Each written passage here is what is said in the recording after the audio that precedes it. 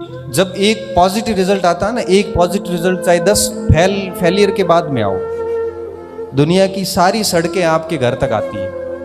पूछना नहीं पड़ता कि आपका घर कहां पे है, लोग अपने आप आपका घर ढूंढ लेते हैं। लोगों के द्वारा उठाई गई हर अंगुली वापस मुड़ जाती है। इसलिए कहते हैं कि काम हमें ऐसा करना है, बस किसी को कुछ बताना नहीं है, किसी को कुछ कहना नहीं। मैं हमेशा कहता हूं कि बिल्कुल ये प्रदर्शन नहीं होना चाहिए कि मैं तैयारी कर रहा हूं, मैं क्या कर रहा हूं।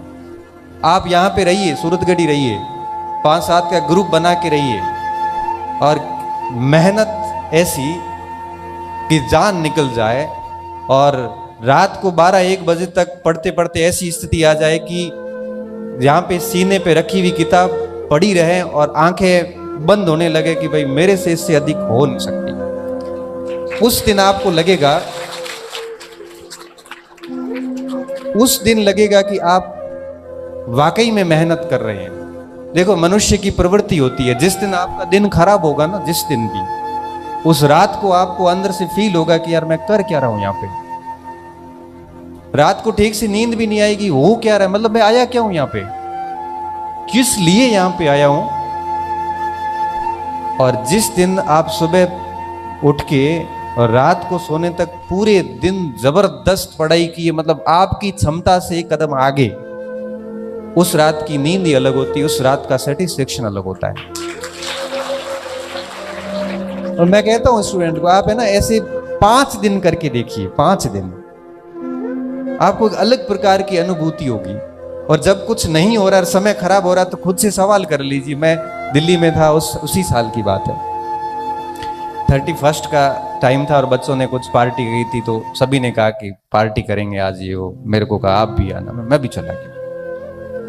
पार्टी में गए, वहाँ पे बैठे रहे सबने, कोई किसी ने अपने अपने हिसाब से सभी ने पार्टी की। मैं तो मेरा ब्राह्मण आदमी और जिंदगी में कोई कुछ किया नहीं, मैंने मेरी जीवन में कभी चाय के अलावा कोई नशा नहीं किया। और दूसरा किया पढ़ाई का, जो मुझे आज भी है। आज भी गाड़ी में आता हूँ तो किताब रखता हूँ कि 2 चीजें सीख के आऊँगा, नुकसान क्या है। तो 2-2:30 बजे वहाँ से फ्री हुए घर आया तो आपको बताया कि 2-2:30 बजे सोते हैं, फिर सुबह जल्दी उठ नहीं पाते, पूरा शेड्यूल बिगड़ा। मैं बैठे रात को वापस जाता, सोचा कि गाँव छोड़ के बाड़मेर आया, बाड़मेर छोड़ के दिल्ली आया, क्या यही करने के लिए आया हूँ। मन में यही बातें आ रही कि कर क्या रहा हूँ, कितनी कंपटीशन है, लोग पढ़ रहे हैं और मैं इधर पार्टियां कर रहा हूँ। कितनी मुश्किल से पापा पैसे भेजते हैं, बड़ी मुश्किल से गाय का 2 किलो घी बचा के बेच के उसमें से 800-1000 रुपए आते हैं, वो बेचते हैं कि मेरा बच्चा पढ़ाई कर रहा है। उन्होंने खुद ने बाइक नहीं ली, ना साइकिल ली, वो पैदल ले आते हैं कि मेरे बच्चे को साइकिल दिला दूं ताकि वो कोचिंग और रूम का डिस्टेंस है वो जल्दी कवर कर सके।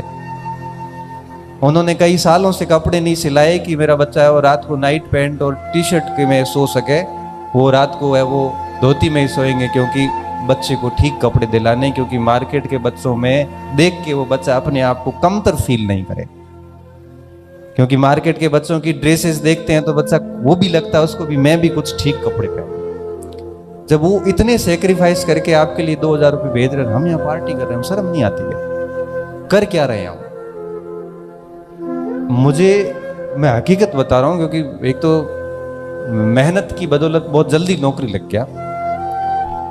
बाकी जब भी थोड़ा सा भी बेरोजगारी का दौर रहा और घर से जब भी पैसे आए, मस्तिष्क में प्रश्न हमेशा आता था कि इसकी वैल्यू हम कभी चुका ही नहीं पाएंगे।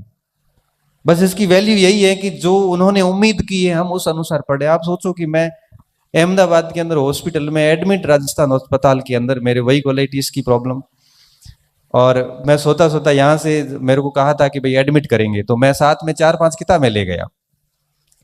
और वहां जाके जब अस्पताल में एडमिट किया तो एक हाथ में ये लगी हुई नली और मैं पढ़ा ही आराम से किताबें देख रहा हूँ। मैंने कहा क्योंकि बीमारी तो जाएगी नहीं, ये तो बात है, इसको तो स्वीकार करना ही पड़ेगा। पढ़ाई छोड़ दी तो ये करियर भी खत्म, क्योंकि यही एक ऑप्शन है कि जिसकी बदौलत हम अपने आप को वापस स्थापित कर सकते हैं, बाकी कोई ऑप्शन ही नहीं है। तो परिस्थिति हम, क्योंकि देखो हम रोज ऐसे कई जगह देखो, छोटी सी समस्या आती है तो बच्चे मैसेज करते हैं मुझे, सर मेरे ये दिक्कत है, वो है जीते जी तो आएगी, जाएंगे ना, उसके बाद अग्नि का एहसास भी नहीं होता। अगर आप जिंदा हैं ना तो दिक्कतें आएगी, किसी के फैमिली इश्यूज होंगे, किसी के आर्थिक इश्यूज होंगे, किसी के शारीरिक होंगे, हर प्रकार के इश्यूज आते हैं। लेकिन मैं ये मानता हूं कि अंदर अंदर धुन होती है ना एक, अगर वो धुन है तो मुझे लगता है कि वो समझ